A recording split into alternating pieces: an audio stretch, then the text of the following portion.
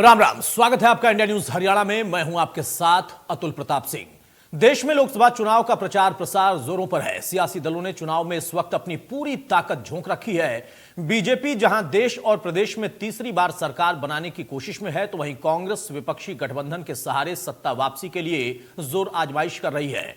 ऐसे में सभी पार्टियां हर वो हथकंडा अपना रही जिससे वो सत्ता के शिखर तक पहुंच पाए। बीजेपी ने एनडीए के सहयोगी दलों के लिए 400 पार का टारगेट फिक्स करके रखा है और खुद 370 पार के नारे के साथ मैदान में है। और ऐसे में विपक्षी दल बीजेपी के 400 पार नारे पर जमकर कटाक्ष कर रहे। पूर्व डिप्टी सीएम दुष्यंत चौटाला का कहना है कि 400 पार नारा देना आसान है, लेकिन इसमें कामयाब होना मुश्किल है। बीजेपी ने 19 में 75 पार का नारा भी दिया था। प्रदेश में जनता ने बीजेपी को वोट की चोट से जवाब दे दिया। वहीं अभय चौटाला ने भी 400 पार पर कटाक्ष करते हुए कहा कि एनडीए 200 पार भी नहीं कर पाएगी।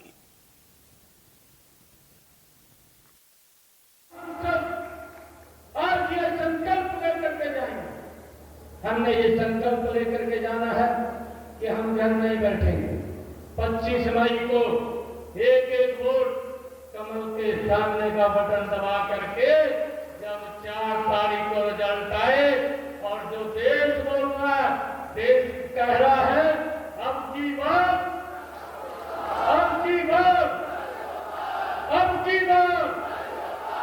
हमने 400 पार के अंदर अपने हिसार और भिवानी की दोनों की 2 सीटें दे करके नरेंद्र मोदी जी को तीसरी बार प्रधानमंत्री बनाने का काम करेंगे। देश इतिहास जानता है, एक टाइम था जब Indira is India, India is Indira कहा जाता था और जनता ने मत के अधिकार से जवाब दिया। आज 55 दिन बाकी हरियाणा के देने को, 65 दिन नतीजों को, तो लगता है जनता वोट से इसका जवाब देगी। आंकड़े रखने तो बहुत आसान है। पहले भी हरियाणा में 75 पार का नारा दिया, मगर क्या नतीजे आए? तो जनता बहुत जागरूक हो चुकी है और वोट की चोट से जवाब देगी। यहाँ पे 75 पार का नारा लगाया था, 40 में सिमट गए थे। कुछ स्वार्थी थे, भूख ज्यादा थी, सत्ता में जाना चाहते थे, उनकी वजह से सरकार बन गई। जो 400 पार की बात करते हैं, जो हरियाणा की 10 जीतने की बात करते हैं, सरसा तो तुमने अपनी आंख से देख ही लिया। 400 पार नहीं है, 200 पार भी नहीं कर पाए। सुना अलग अलग नेताओं को। बीजेपी जहां 400 पार का नारा लगवा रही है, वहीं विपक्षी खेमा कहता है कि 200 पार कर जाएं तो बहुत मुश्किल हो जाएगी। 200 का आंकड़ा अगर वे छू लें तो भी अपने आप में उनके लिए बड़ी उपलब्धि होगी, क्योंकि जनता बेहद परेशान है। और जनता परेशान क्यों है? उन मुद्दों को आपने सुना है कि देश और प्रदेश में वो मुद्दे हमेशा गूंज में रहते हैं। लेकिन सवाल इस बात का है कि बीजेपी जहां अपने लिए खुद 370 का एक टारगेट लेकर चल रही है कि 370 धारा हमने हटाई तो 370 का माथे पर टीका और तिलक लगाएगी जनता हमारी। और एनडीए यानी जो घटक दल हैं, उनके साथ मिलकर एनडीए 400 पार हो जाएगी। लेकिन विपक्षी खेमा इस तरीके से बात को खारिज करते हुए, इस आधार पर खारिज करते हुए कहता है कि आज जो स्थिति है वो बीजेपी के खिलाफ बनी हुई है। विपक्ष में वो लोग जो कि बहुत लंबे समय से विपक्ष में थे, सिर्फ उनकी बात नहीं बल्कि कुछ दिन पहले तक जो गठबंधन में थे, सरकार में थे, अब वो भी कहने लगे हैं। दुष्यंत चौटाला को आपने सुना कि 400 पार का नारा देना आसान है, लेकिन आसान नारा देकर आप सीटों में उसे कन्वर्ट नहीं कर सकते। हमारे साथ कुछ खास मेहमान हैं, उसमें आपको तारुफ कराता हूं। चर्चा में आगे बढ़ते हैं। बजरंग दास गर्ग हैं, कांग्रेस के प्रवक्ता, बहुत स्वागत है गर्ग साहब आपका।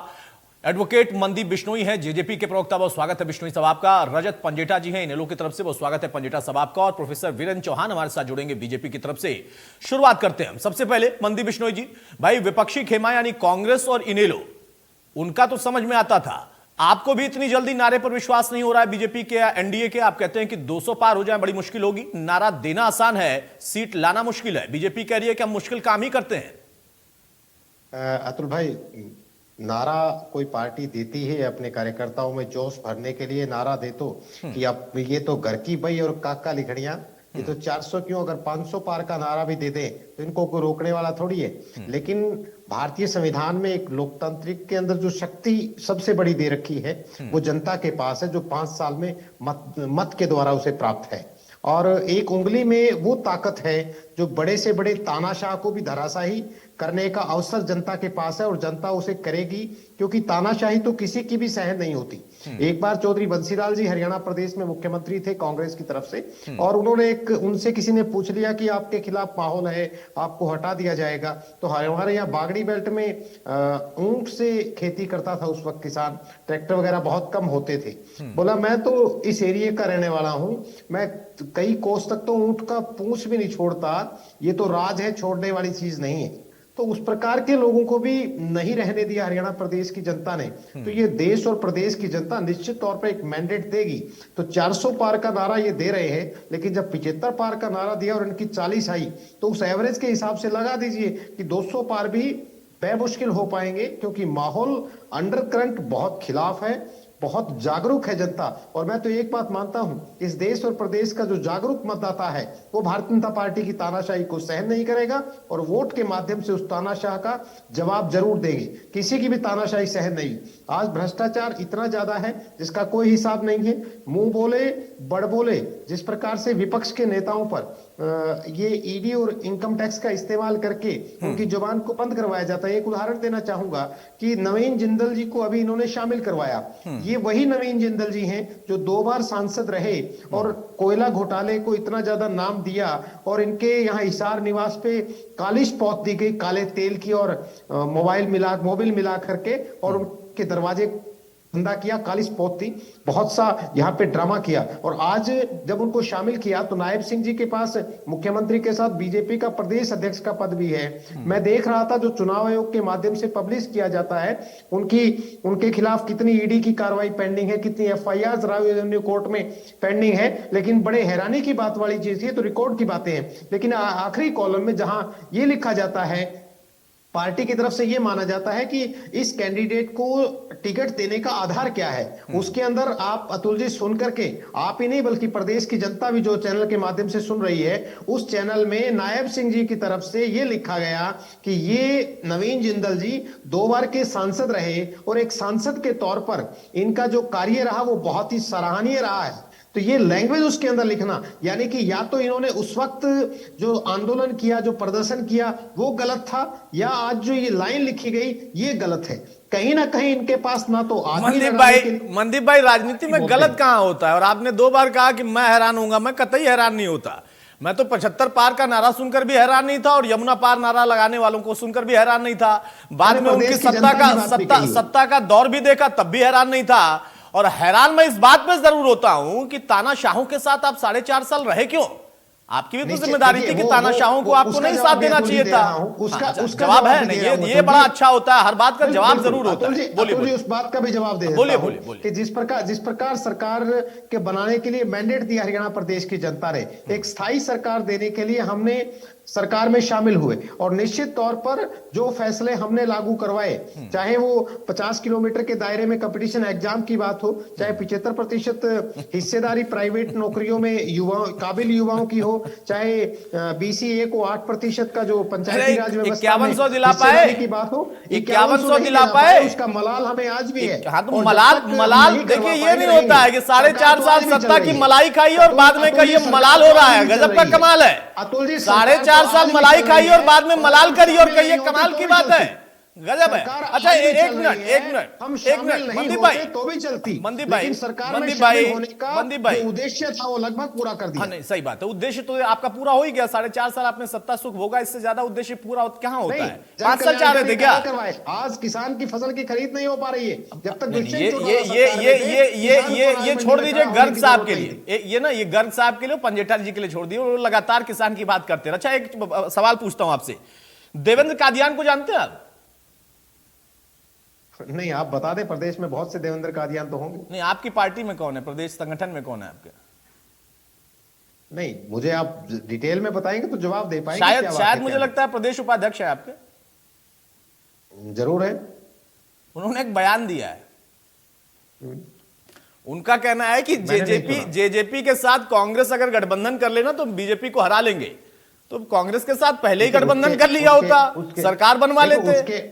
उसके बारे में तो कादियान साहब बता सकते हैं। मैं ना तो मैंने वो बयान सुना है और ना मुझे इस अच्छा। बारे में जानकारी है। नहीं, सही बात है। जननायक जनता पार्टी अपनी मजबूती के साथ जनता के बीच मैंने में जा मैंने रही ये है। बयान भविष्य मैंने ये में क्या बयान होगा इसलिए वो कोट देखा किया जाएगा। ना, मैंने बयान इसलिए दुष्यंत कोट नहीं, किया ये क्योंकि बात तो आपकी दुष्यंत जी पार्टी कहते के हैं कि किसी से आपकी परहेज पार्टी नहीं है। के जो प्रमुख नेता है, सबसे बड़े नेता है, वो कहते हैं मैं चिमटे से नहीं छूंगा, कांग्रेस का साथ चिमटे के साथ भी नहीं चाहिए, उससे भी दूरी है। और आपकी पार्टी के इस पद पर बैठे हुए व्यक्ति ये कह रहे हैं कि कांग्रेस आकर हमसे गठबंधन कर ले। बहरहाल वो अलग विषय है, होता है, कई बार होता है, और आपने बोल दिया कि उसके लिए जो जिसने बोला है वो उनकी जवाबदेही बनती है। बहरहाल गर्ग साहब देखिए भाई, तानाशाहों के साथ 4.5 साल रहने के बाद आज मनदीप बिश्नोई को भी लगता है कि जो बात कांग्रेस कह रही थी वो सही है। मतलब 400 का नारा है, हो सकता है नारा है, लेकिन 200 पार नहीं कर पाएंगे, और इसमें बड़ी भूमिका जेजेपी भी निभाएगी।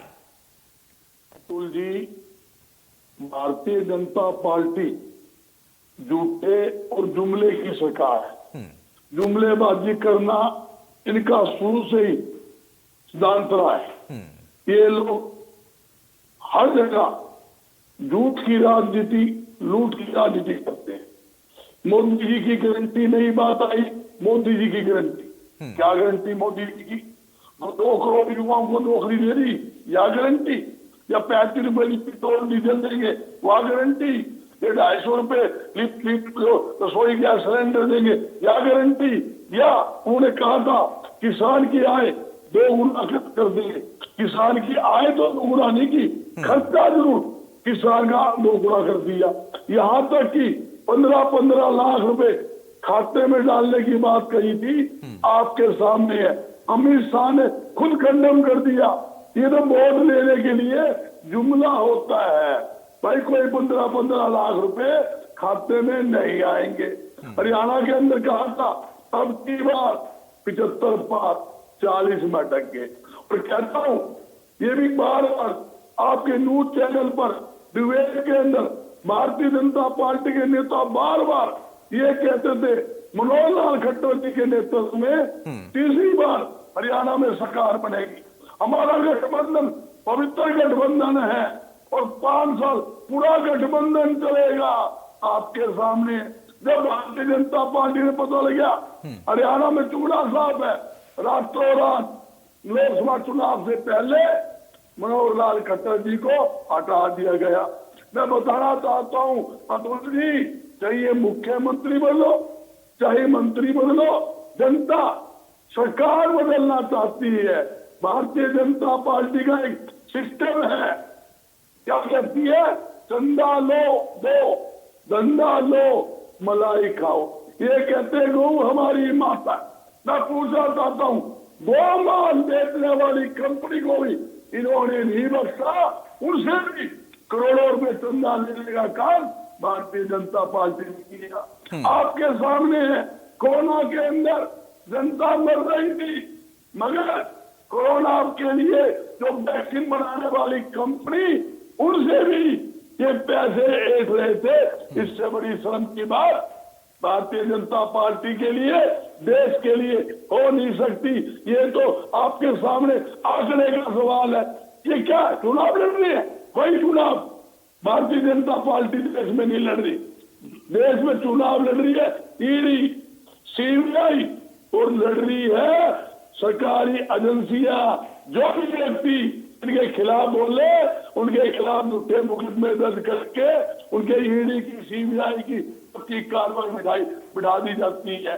महाराष्ट्र में आपने देखा तुल जी, किस प्रकार कांग्रेस के समर्थन से सरकार चल रही थी, और इन्होंने क्या कहा? शिंदे भ्रष्ट आदमी है, शिंदे के ऊपर ईडी छोड़ दी, करोड़ों रुपए आरोप लगाए, अजीत सिंह पर लगाए, मगर जब वो सरकार के अंदर तोड़ के अपनी साझेदारी कर ली तो वो ईमानदार बन गए। इसी प्रकार नीतीश कुमार जी आपके सामने कितने लंबे लंबे बोल बोलते थे भारतीय जनता पार्टी के खिलाफ।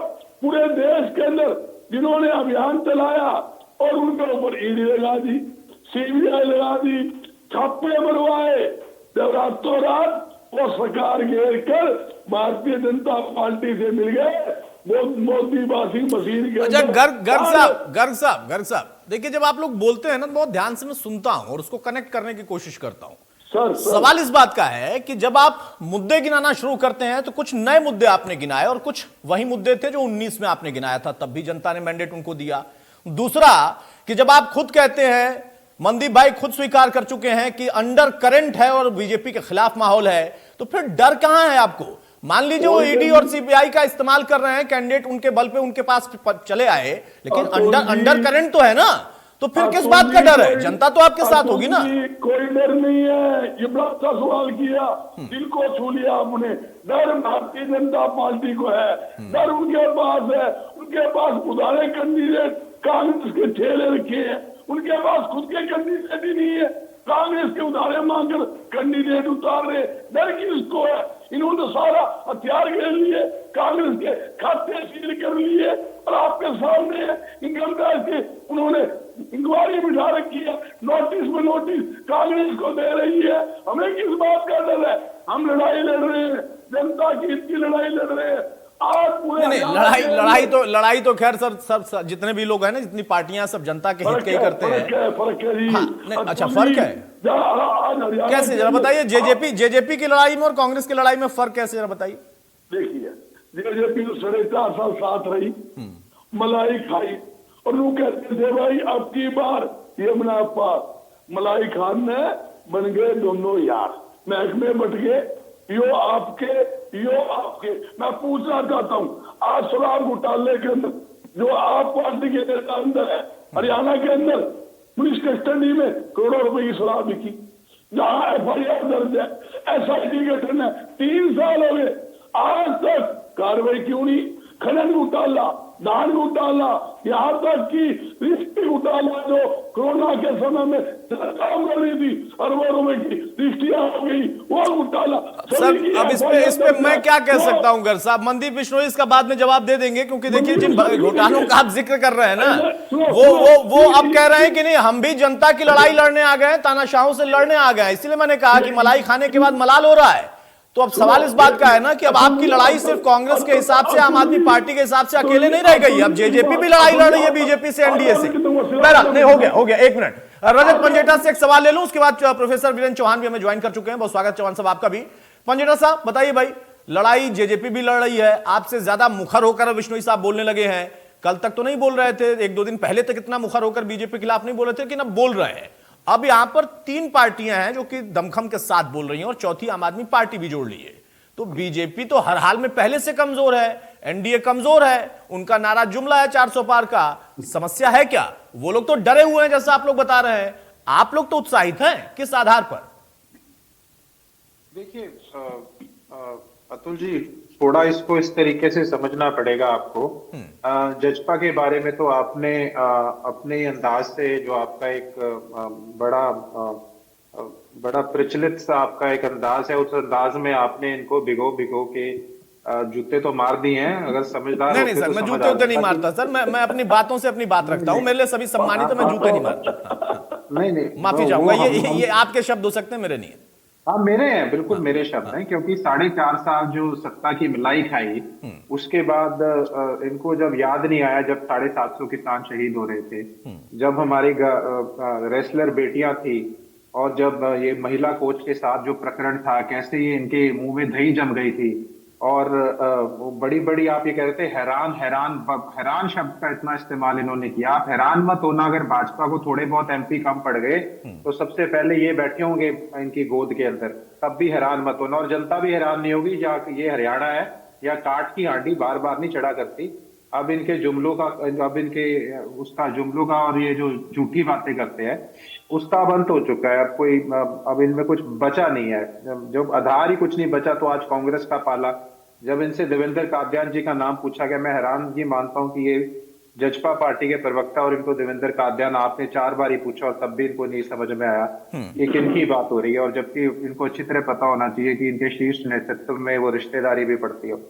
चलिए वो बात छोड़िए। बात ऐसी है कि अब ये 3 पार्टियों के बारे में आपने जहां तक मोटा जिक्र किया, मैं 3 पार्टियों के बारे में बात करता हूँ। पहली बात आती है पार्टी की, अगर हम बात करें तो ये जो 2 मेन पार्टियां हैं, भाजपा और कांग्रेस, देखिए, कांग्रेस और भाजपा का ये है कि एक कृषि काले कानून लेकर आई जिसमें 750 किसान शहीद हुए, बेरोजगारी चरम सीमा पर लेके आई, महंगाई चरम सीमा पर लेके आई, नशे के अंदर हरियाणा में जो बच्चों का सुसाइड रेट है वो पंजाब से ज्यादा है, ओवरडोज से, ड्रग ओवरडोज से। आय दुगनी का वादा ये लेकर आए थे, आय दुगनी की जगह 10 गुना कर दिया। कृषि से लेकर, दूध से लेकर, स्टेशनरी से लेकर हर चीज के ऊपर जीएसटी ना केवल लगाना, उसे बढ़ाना। सिलेंडर का भी जुमला दिया था, 5 राज्यों के चुनाव में 400 का देंगे, हरियाणा में आ चुका है, अगर आप दे सकते हैं कर दीजिए 1200 वाला 400। धान के रेट की बात करिए, आप यहाँ दे दीजिए 3600 4000 दे रहे थे आप छत्तीसगढ़ में और अन्य जगहों में। पेट्रोल डीजल की बात करें तो आपको पता है कि क्या हालत है। 33 से 35 लाख करोड़ रुपया ये एजेंसियां कमा चुकी है मुनाफे में। खाद की जहां तक बात आए, समय पर खाद नहीं, उस पर जीएसटी 50 किलो के कट्टे को पहले 45 का किया, फिर 40 का। एक के बाद एक घोटालों की झड़ियां इस सरकार में लगी, उसकी लिस्ट भी गिनवा दूंगा। उसके बाद ये वर्ग की बात करते हैं। देखिए, कर्मचारी वर्ग है वो आंदोलित है, सड़कों पर रहते हैं, चाहे क्लर्क हैं, चाहे इनकी ओपीएस की मांग है। किसान है, किसान एक एनसीआरबी का डेटा कहता है 31 किसान रोज सुसाइड कर रहे हैं। युवा है, युवा पूरा बेरोजगार है, नशे में है, कहीं इजराइल भेज रहे हैं उनको, बेचारे वैसे ही विदेशों में जमीन बेचकर जा रहे हैं मजबूरी वश। गरीब और गरीब हो गया, महिलाओं का किचन का बजट बिगड़ गया, फिर भी ये बात करते हैं 400 पार की। मैं हैरानगी मानता हूँ, ये 10 विधानसभा भी हरियाणा में जीत जाए वो भी अचंभे की बात नहीं होगी। एसवाईएल के ऊपर ये चुप्पी साधे रखते हैं, जहां जो इनकी पंजाब की यूनिट है वो नहीं कहती, और एमएसपी के ऊपर ये कानून बनाने को तैयार नहीं, C2+50 के फॉर्मूले से। उसके बाद कांग्रेस की बात आती है। कांग्रेस का जिक्र करना यहाँ इसलिए जरूरी हो जाता है कि कांग्रेस ने C2+50 जब लागू करने की बात आई, जिसके चेयरमैन हुड्डा साहब होते थे, 10 साल बैठे रहे चुप करके। एसवाईएल की बात आई, 10 साल चुप करके बैठे रहे, प्रेसिडेंशियल रेफरेंस के लिए भेज दिया। किसानों के हित के लिए जब 3 काले कानून लाए गए, जब किसानों ने मांग करी, तो पूरे देश में क्या कांग्रेस का एक विधायक, एक एमपी, एक राज्यसभा का एमपी, एक भी नहीं, इतनी जुबान काटी इन लोगों ने, एक भी व्यक्ति ने रिजाइन नहीं किया। और जब जिस एक पूरे देश में व्यक्ति ने रिजाइन किया, तब ये सारी पार्टियां इकट्ठी हो गई उसे हराने के लिए। मतलब हैरानगी तो देखो, खुद तो नहीं किया, अगर इनमें से किसी ने रिजाइन किया होता तो मैं दावे के साथ कह सकता हूँ इंडियन नेशनल लोकदल उसके खिलाफ कैंडिडेट उतारना तो बड़ी दूर की बात है, उसे जिताने के अंदर एक एक वर्कर लग जाता। ये फर्क है ये इन पार्टियों के अंदर। और जो रीजनल पार्टीज है, चाहे ममता जी की पार्टी है, चाहे अखिलेश जी की पार्टी है, इनको पसंद नहीं है रीजनल पार्टीज, इनको बहुत तकलीफ होती है। आजकल आम आदमी पार्टी वाले नए नए बने हैं, ये क्या कहते हैं, इनको भी चिढ़ मचने लगी रीजनल पार्टीज से। ये भी इधर उधर कुछ जानते हैं नहीं, नए नए राजनीति में आए हैं, ना राजनीति का कोई ज्ञान है, और बड़ी बड़ी बातें करने लग जाते हैं। आप मेरे को बात बताओ, कुरुक्षेत्र लोकसभा है, मैं पूरे हरियाणा के संदर्भ में बड़ी गहरी बात करने जा रहा हूं। अब क्या कांग्रेस का एमएलए जो बना होगा, जो भी इनका, वो कहेगा आप झाड़ू को वोट दो, और 2 महीने बाद विधानसभा इलेक्शन होगा, तब क्या बोलेगा कि मैं उसी को जिता दो दोबारा, या उसके खिलाफ वोट दो। कहीं तो कोई स्टैंड होना चाहिए। इनका तो एसवाईएल के ऊपर ये स्टैंड है। एसवाईएल के ऊपर अकेला बात नहीं करूंगा कि भगवंत मान ने क्या बोला। कांग्रेस के राजा वड़िंग है, प्रदेश अध्यक्ष है पंजाब के, उनका बयान देख लो। पराली आती है, आम आदमी पार्टी वाले कहते हैं हरियाणा जिम्मेदार है। पानी बाढ़ जब आई ज्यादा छोड़ दिया, कहते हैं दिल्ली को डुबाना चाहते हैं। उसके बाद कम अभी सूखा पड़ता है तो कहते हैं पानी नहीं दे रहे, या एसवाईएल का पानी नहीं देते, सारे इल्जाम हरियाणा पे लगाते हैं। एक बूंद पानी नहीं देंगे ये बात करते हैं। उनके साथ कैसे कांग्रेस वाले मिलकर अब हरियाणा के, बिल्कुल सही बात है, बिल्कुल सही बात है। देखिए, मैं जल्दी हैरान नहीं होता हूं, आपने हैरान कर दिया। पूछिए कैसे? कैसे? हाँ, हैरान ऐसे कर दिया आपने कि इतनी खराब कांग्रेस, इतनी खराब जो है जेजेपी, इतनी खराब आम आदमी पार्टी, और इन्हें लोग बार बार कह रही थी कि नहीं हम भी इंडी गठबंधन में आएंगे, हमें ले लो, हमें ले लो, हमें ले लो, हमें शामिल करो ही करो। गजब है आपको भाई नहीं, पंजेटा साहब भाई आप बार बार कह रहे थे हमें भी शामिल करो, हम आना चाहते हैं। अब चौहान साहब के पास जा रहा हूं, चौहान साहब ने सिलसिलेवार सबको सुन लिया। भाई चौहान साहब देखिए, सबसे हैरानी की अगर कोई बात है तो वो ये है कि कांग्रेस तो अपनी बात पहले से कह रही थी, आप पर आरोप लगा रही थी, उसमें हैरान होने वाला जैसा कुछ नहीं है। इनेलो भी कह रही थी, उसमें हैरान होने वाला जैसा कुछ नहीं है। लेकिन मनदीप बिश्नोई बता रहे हैं कि तानाशाहों को हम इस बार हरा कर रहेंगे, अंडर करंट है। 4.5 साल के बाद उनको आप तानाशाह दिख रहे हैं।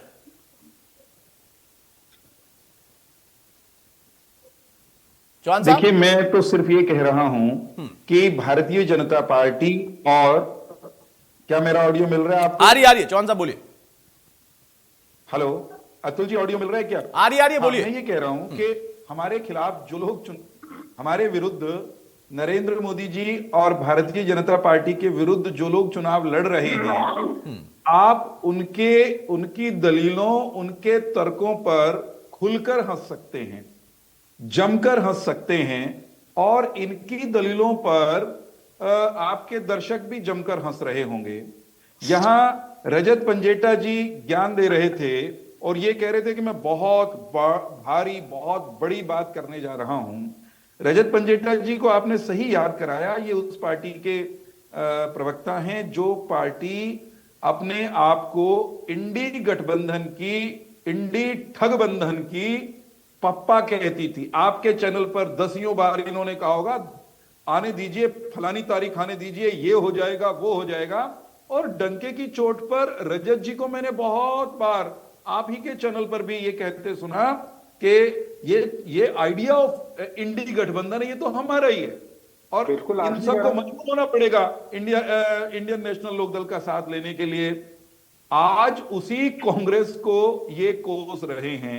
यही हालत आम आदमी पार्टी की है, यही हालत खुद कांग्रेस की है। अब तो तमाशा देखिए इनका क्या है। नरेंद्र मोदी जी के 400 पार के लक्ष्य के सामने जो लोग टक्कर देने की बात कर रहे हैं, उनका आलम देखिए क्या है। हमारे पड़ोस में पंजाब है, वहां कांग्रेस पार्टी और आम आदमी पार्टी आमने सामने लड़ रहे हैं। वहां पर भगवंत सिंह मान कहते हैं एक थी कांग्रेस। थोड़े दिन पहले तक आपके चैनल समेत मैंने अनेक चैनल्स पर आम आदमी पार्टी के प्रवक्ताओं को, भूपेंद्र सिंह हुड्डा को भाजपा का गुड्डा कहते हुए सुना। मैंने नहीं सुना, खाली आपने भी सुना, आपके दर्शकों ने भी सुना। अब जरा बताइए ना, ये किस मुंह से कुरुक्षेत्र में एक साथ चुनाव लड़ेंगे? ये दिल्ली में कांग्रेस और आम आदमी पार्टी किस हालत में आमने सामने आपको मालूम है। बिहार की इनकी दशा क्या है।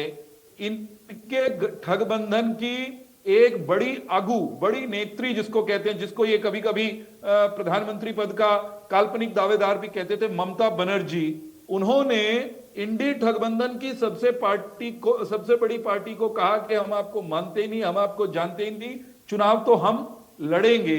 तो जो हमारे विरोधी हैं, उनका आपस में तालमेल के नाम पर कुछ कभी न था न है।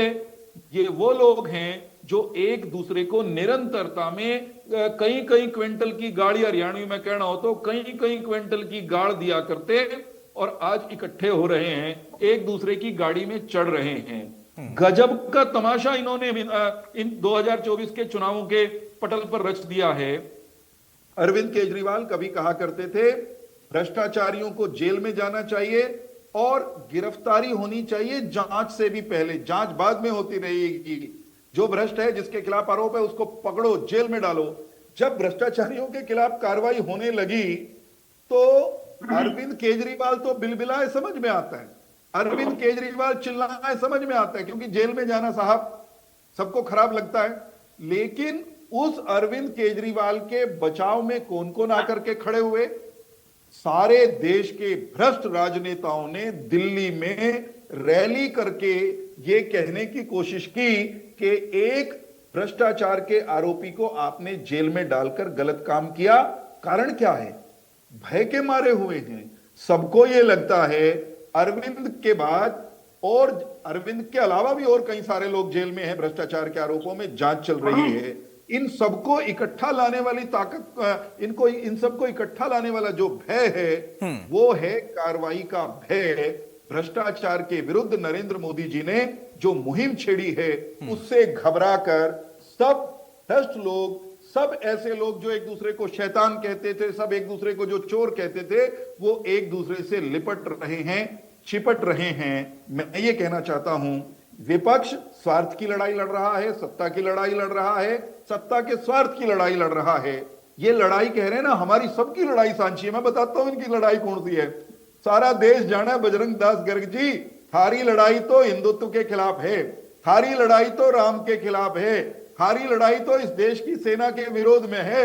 जिस देश की सेना दुश्मन के घर में जाके सर्जिकल स्ट्राइक करती है और बजरंग जी की पार्टी सवाल पूछती है, आम आदमी पार्टी सवाल पूछती है, प्रमाण मांगती है। ये दुश्मन से प्रमाण नहीं मांगते, अपनी सेना, अपने रक्षकों से प्रमाण मांगते हैं। ये भ्रष्टाचारियों के पक्ष की लड़ाई लड़ रहे हैं। अब चौहान साहब, बोल- गर्ग साहब ये कह रहे हैं ना। एक अंतिम बात। अच्छा, एक अंतिम बोल बात। लीजिए, बोलिए जल्दी से। एक अंतिम बात। मैं ये कह रहा हूं, ये कुल मिलाकर आप देखिए, इनके चेहरे देखिए, हताश, निराश, कंफ्यूज लोग, और करप्ट और कंफ्यूज लोग इकट्ठे होकर वो चाह रहे हैं कि नरेंद्र मोदी जी का रास्ता रुक जाएगा। भाई थारे रोके थे तो नरेंद्र मोदी रुकदा नहीं। कारण है उसका, नरेंद्र मोदी जी ने काम किया है। नरेंद्र मोदी जी की सरकार ने देश में राजकाज की संस्कृति बदली है। हिंदुस्तान का परचम आर्थिक मोर्चे पर, स्ट्रेटेजिक मोर्चे पर, हर मोर्चे पर ऊंचा किया है। तिरंगे की ताकत इतनी बढ़ाई है कि दुश्मन पाकिस्तान के लोग भी संकट भरे क्षेत्रों से निकलने के लिए मेरा और आपका तिरंगा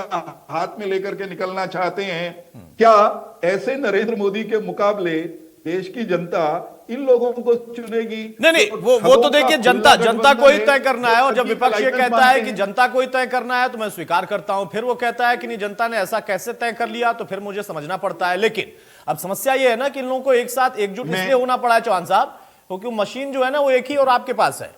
अब गर्ग साहब कह रहे हैं हमें भी वो मशीन दे दो, चौटाला साहब कह रहे हैं हमें भी वो मशीन दे दो।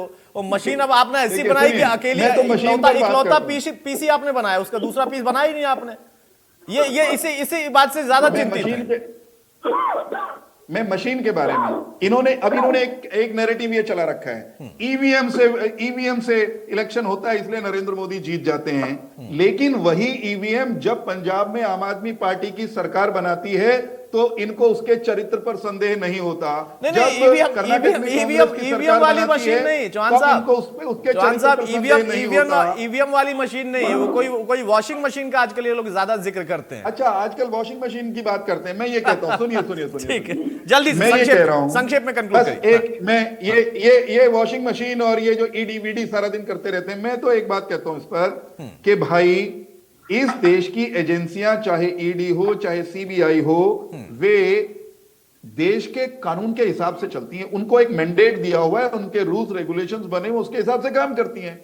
और अगर वो चूक कर दें, कहीं कोई गलती कर भी दें, क्योंकि हो सकती है गलती, तो उन पर निगरानी रखने के लिए इस देश की अदालतें हैं, हाई कोर्ट है, सुप्रीम कोर्ट है, और इस देश की जुडिशरी सरकार या किसी एजेंसी द्वारा की जाने वाली बेहतर बात है, बिल्कुल व्यवहारिक बात है। अब इसको भी कोई खारिज करे तो वो फिर अलग विषय हो जाता है। मुझे बताइए, अगर ईडी जांच न करे, सीबीआई जांच न करे, तो क्या जांच अब सोनिया गांधी और ओम प्रकाश चौटाला और ये बजरंग दास गर्ग जी के नियुक्त किए हुए इनके पार्टी कार्यकर्ता किया करेंगे? हमने भारतीय जनता पार्टी में शामिल किए गए किसी उनकी तकलीफ ये नहीं है चौहान साहब, उनकी तकलीफ ये नहीं है कि ईडी और सीबीआई जांच न करे। उनकी तकलीफ ये है कि ईडी सीबीआई सिर्फ इन्हीं लोगों की जांच क्यों करती है। वो कहते हैं आप लोगों की जांच हो जाए ना तो थोड़ा सा राहत मिल जाए, बस इतना ही है। गर्ग साहब कुछ कह रहे हैं, सवाल हो गया चौहान साहब, गर्ग साहब से जवाब ले लेता हूँ। गर्ग साहब से जवाब देता हूँ। गर्ग साहब भाई बताइए, चौहान साहब ने सिलसिलेवार तरीके से गिना दिया कि भाई आप लोगों की समस्या क्या है, हताशा, निराशा, बुझे हुए चेहरे ही आपकी समस्या है। गर्ग साहब, एक बात है अतुल जी, पूरी डिबेट के अंदर आपके सामने आप सारा रिकॉर्ड निकाल लो, मैं तो हंस रहा था। और खास तौर पे मेरे छोटे भाई जो हमारे चौहान साहब बोल रहे थे, उनकी बात सुन के मुझे हंसी आ रही। मैं थोड़ा सा जुमला हमला दिल्ली के अंदर इकट्ठा हुआ। मैं एक बात पूछना चाहता हूं अतुल जी, 9.5 साल हो गए भारतीय जनता पार्टी की सरकार।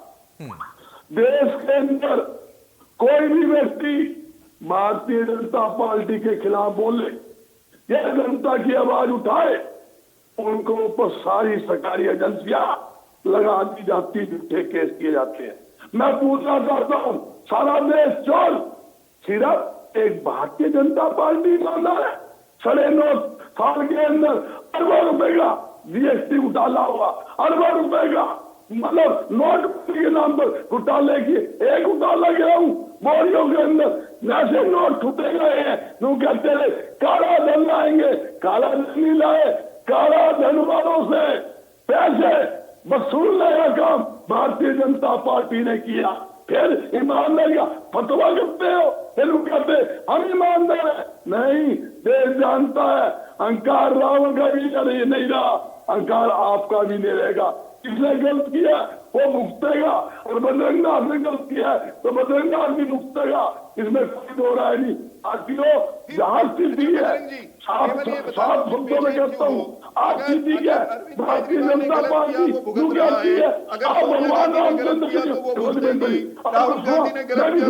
आपने आप सुनिए, प्लीज सुनिए, आप सुनिए, माता रखिए, आपने अपने भगवान रामचंद्र को भी बीच में ले आए, देश की फौज को भी ले आए।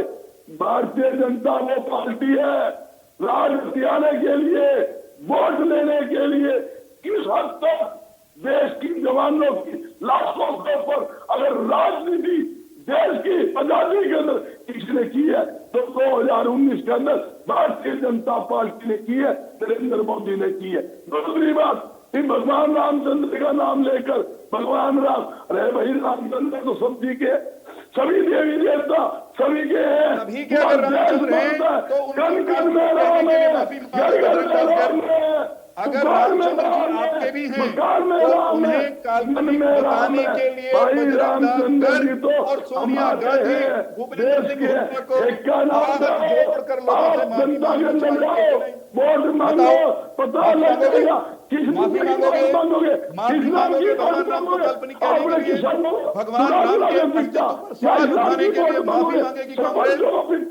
छात्रों को पिटता, आंगनबाड़ी महिलाओं को कूटता, खड़े शाश्वत किसान आपके राज में शहीद होंगे, इस्लाम की वोट मांगोगे।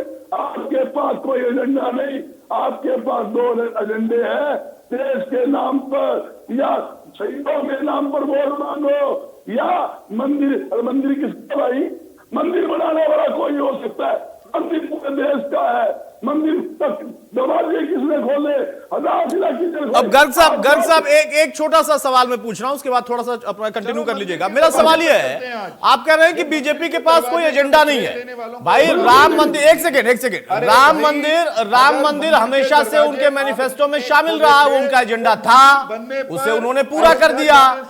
धारा 370 उनका एजेंडा था, उन्होंने पूरा किया।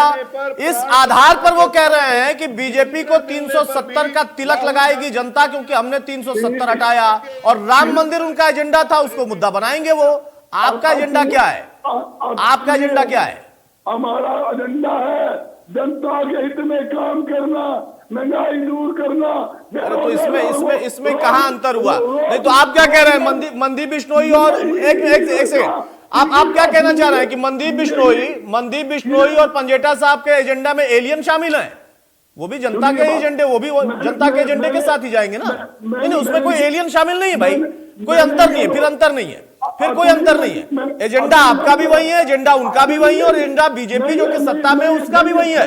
वो भी कह रहे हैं कि हम जनता के लिए आए थे, जनता के लिए काम किया, और जनता ही हमें तय करेगी। हम 400 का नारा दे रहे हैं, पूरा करना जनता का काम है, तो जनता ही एजेंडा है। बहरहाल मनदीप बिश्नोई हो गया, गर्ग साहब हो गया, गर्ग साहब प्लीज। कोई अंतर नहीं है सर, प्लीज कोई अंतर नहीं है। जो एजेंडा पंजेटा साहब की पार्टी का है वही एजेंडा जेजेपी का है, वही एजेंडा है कांग्रेस का। फर्क सिर्फ इतना है कि आप सबसे ज्यादा अपने आप को ईमानदार मानते हो। पंजेटा साहब से पूछो तो कहेंगे जितनी भ्रष्ट बीजेपी है उतनी भ्रष्ट कांग्रेस है, तो वहां पर उनका एजेंडा आपके खिलाफ भी है, लेकिन जो मेन एजेंडा है वो जनता है। बहरहाल बिश्नोई साहब, आपने पहले कमेंट में कहा था कि भाई इन्होंने 400 पार का नारा दे दिया, ये 500 भी दे सकते थे। अगर 500 ही दे सकते थे तो वो दे देते, उन्होंने नहीं दिया है। ठीक वैसे ही जैसे आप 1-2 सीट मांग रहे थे, और आप ही के प्रदेश उपाध्यक्ष, जिनके आपको मैंने एक प्रतिक्रिया सुनाई या बताया उसके बारे में, वो अभी भी कह रहे हैं कि कांग्रेस हमारे साथ गठबंधन कर ले, हमें 1-2 सीट दे दे, हम बीजेपी को बाहर कर देंगे। लेकिन कोई गठबंधन आपसे कर नहीं रहा, इसलिए आप भी दावा कर रहे हैं 10 सीट का। तो जब आप दावा कर सकते हैं 10 सीट का, तो जो सत्ता में बैठे हैं, जो उनके घटक दल इतने मजबूत उनके साथ हैं, वो 400 का नारा लेकर चल रहे हैं। उसमें अंतर कहां है? दावा आपका मजबूत है तो उनका भी मजबूत हो सकता है। इसमें जुमला, इसमें नारा आसान है, ये कहां से आ गया? अतुल भाई, कोई नारा 400 का दे, 500 का दे, उनका अधिकार क्षेत्र की बात है। लोकतंत्र में जनता तय करती है। हमारी पीएसी की बैठक में यह निर्णय हुआ कि 10 की 10 सीटों पे चुनाव लड़ना है, और 10 की 10 सीटों पे चुनाव बड़ी मजबूती के साथ लड़ेंगे। मैंने तो एक बार इस चैनल पे डिबेट में शुरू में कहा था कि बार बार को जेल में डाला भी जाना चाहिए अगर किसी ने भ्रष्टाचार किया है तो, लेकिन उसकी एक समय सीमा चार को भ्रष्टाचारी साबित करने के लिए 2014 में के आसपास जब कांग्रेस के ने कोयला घोटाला के नाम पर नवीन जिंदल के खिलाफ प्रदर्शन किया, उनके खिलाफ FIR दर्ज हुई और ये भी निभा रहे हैं। उनकी तरफ से चुनाव आयोग को डिक्लेरेशन दी गई है कि इस नवीन जिंदल के खिलाफ 3 ED की इन्वेस्टिगेशन पेंडिंग है, एक CBI की इन्वेस्टिगेशन पेंडिंग है, और वो शायद इन्होंने इस दिन के लिए उनको दबा करके रखा हुआ था। और आज जो आखिरी कॉलम में एक बात लिखी गई, सांसद रहे हैं और इनका कार्य बड़ा सराहनीय रहा है, तो कार्य का सराहनीय रहा था तो फिर 2014 जेल के अंदर जाने चाहिए, लेकिन एक समय सीमा तय होनी चाहिए। उनके लिए ये नहीं है कि चुनाव इसी के माध्यम से, ये देश संविधान के अनुसार चलने वाला देश है, इस देश में संवैधानिक शक्ति ताकत दी गई है, उसका इस्तेमाल जागरूक जनता जरूर करेगी। अपने अपने क्षेत्र में जागरूक सांसद की बात कर रहे हैं, उनके अंदर कहीं ना कहीं घबराहट इस बात की है कि आज उनको भी इन सरकारी एजेंसियों की आ रहा है, जबकि ये कैडर मंदिर भाई आपके ऑडियो में कुछ प्रॉब्लम है, मैं चाहूंगा उसको दुरुस्त करा लिया जाए, लेकिन एक बात मैं जरूर कहूंगा, एक बात मैं जरूर कहूंगा कि 4.5 साल के बाद जो आपको ज्ञान की प्राप्ति हुई है ना, इससे वाकई फिर से मैं हैरान हो रहा हूं, जल्दी होता नहीं हूं। अब मेरा सवाल यह है कि जब आप कहते हैं कि तानाशाह हैं तो 4.5 साल क्या कर रहे थे? दूसरा, जब ये आप जानते हैं, आपको विश्वास है कि जनता ही जनार्दन है और संविधान से ये देश चलता है, तो ये बाकी दल दिल्ली में इकट्ठा हुए थे, वो कह रहे थे कि संविधान खतरे में है, खत्म होने वाला है, लोकतंत्र खतरे में, और आप मानते हैं कि संविधान से ये देश चलता है। बड़ा कंफ्यूजन है, बहुत कंफ्यूजन है। और तीसरा, जो आपके नेता ने सैक्रिफाइस किया है कि सरकार 4.5 साल चलाने के बाद जब उनको पता चला कि अब ये परिवर्तन बीजेपी करने जा रही है और बीजेपी ने उनको बाकायदा मुख्यमंत्री बनने का ऑफर किया, जैसा वो कह रहे थे कि मुझे मुख्यमंत्री बनने का ऑफर किया गया, उसके बाद आपने त्याग कर दिया और आप अकेले चल पड़े लड़ने। और उससे भी हैरानी की बात यह मनदीप भाई कि आप अभी कह रहे थे कि पीएससी की बैठक में तय किया गया कि 10 की 10 सीटें लड़ेंगे। वो आपके प्रदेश उपाध्यक्ष पीएससी की बैठक में नहीं रहते हैं क्या? वो कहां रहते हैं? वो अभी भी 1-2 सीट की मांग कर रहे हैं, वो भी कांग्रेस से, बीजेपी से मिली नहीं, कांग्रेस से मांग कर रहे हैं। अरे उनको बुलाया करिए भाई पीएससी की बैठक में। पीएससी की बैठक से अपने पार्टी के प्रदेश उपाध्यक्ष को आप दूर रखते हैं क्या? बहरहाल पंजेटा साहब भाई, आपने सुन लिया कि असल में मुद्दे वही हैं। आप ये दावा करते हैं, क्लेम करते हैं कि किसानों के लिए त्याग किया किसने? अभय चौटाला ने। किसानों की मांग उठाई किसने? अभय चौटाला ने। किसानों के लिए इस पार्टी ने अपना सर्वस्व न्यौछावर कर दिया, वो कौन सी पार्टी थी? इनेलो थी। लेकिन जो दावा आपका है ठीक वैसा ही और हूबहू हम शक्ल दावा गर्ग साहब का भी और बिश्नोई साहब का भी है, तो फिर फर्क क्या है? और बीजेपी कह रही है कि आप अपने इस दावे और इस मुद्दे के आधार पर जनता के बीच में जाइए, हमें कोई दिक्कत नहीं है, हम भी जनता के बीच में ही आएंगे, अपने दावे, अपने नारे और अपने वादे के आधार पर। पिछले लगभग 10 वर्ष में भाजपा के जो किसानों की आय दुगनी के वादे, प्रचार से लिप्त इतने घोटालों के वादे, उसके बाद अगर भाजपा को तो अच्छी तरह जो है वो देख चुकी है हरियाणा को, मुख्य तौर पर बता दिया था कि कांग्रेस CP+50 का फॉर्मूला था, जब उसके तहत जनाइन देने की बात आई, उसके बाद जब SYL के लिए जब ये 10 साल शुरू हुए, तो बहुत से मुद्दे हैं जब कांग्रेस में जब फसल नहीं बिक रही थी, तो कांग्रेस केवल अपनी लड़ाई लड़ती रहती है, कौन मुख्यमंत्री बने रहती है, मेरे मित्र बैठे हैं यहाँ पे बिश्नोई जी। पंजेटा साहब, मैं आपको रोक रहा हूं, आपके ऑडियो में भी प्रॉब्लम आ रही है। एक टिप्पणी मैं चौहान साहब से ले लेता हूं, फिर आपके पास लौटता हूं। मैं चाहूंगा कि समस्या दूर हो जाए तब तक। चौहान साहब भाई देखिए, कमोबेश मुझे लगता है कि पूरी चर्चा का लबोलुआब यही निकलता है कि जो आपके खिलाफ अंडर करंट है वहीं सबसे बड़ा इनके पास आधार है, और उसी आधार पर ये अपनी रणनीति बना रहे हैं ताकि आपके 400 पार के नारे को फेल कर देंगे। इससे इतर तो मुझे कुछ समझ में नहीं आया। इसका जवाब है कोई एनडीए के पास, बीजेपी के पास?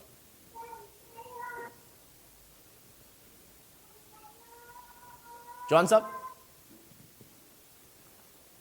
अतुल जी, मैं अपनी बात खत्म कर लेता हूं। ऑडियो क्लियर आ रहा है। पंजेटा साहब आ रहा हूं, आपकी आवाज स्पष्ट नहीं आ रही है। मुझे चौहान साहब अभी भी नहीं आ रही है। अतुल जी, आपकी आ रही है? फंस गए हैं यहाँ पे इस बात पे, इनकी स्क्रीन ही जाम हो गई आवाज की तरह। मैं करूं अपनी बात पूरी? अतुल जी, अतुल जी, अतुल जी, अतुल जी, अतुल जी, मैं अपनी अतुल जी, बात पूरी करूं? अतुल जी, अतुल जी, मेरा समय अतुल जी पर इजाजत देता हूं।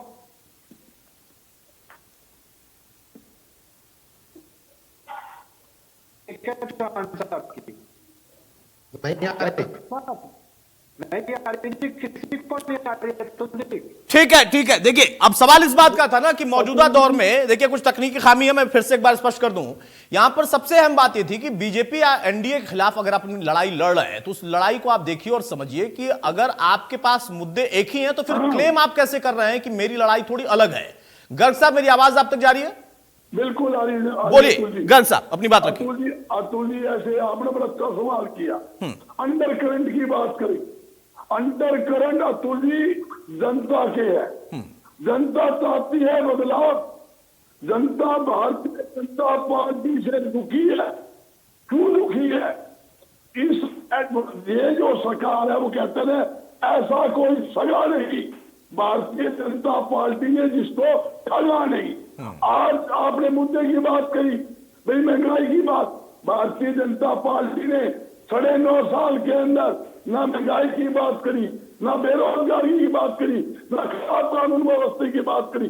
2014 के अंदर मोदी साहब क्या कहते थे, अब की बार बहुत बड़ी महंगाई की मार, अब की बार मोदी सरकार। गर्ग साहब देखिए, फिर आप अपनी बात रिपीट कर रहे हैं। मेरा यही तो सवाल था ना, उन्होंने नहीं किया तो आपने तो किया ना।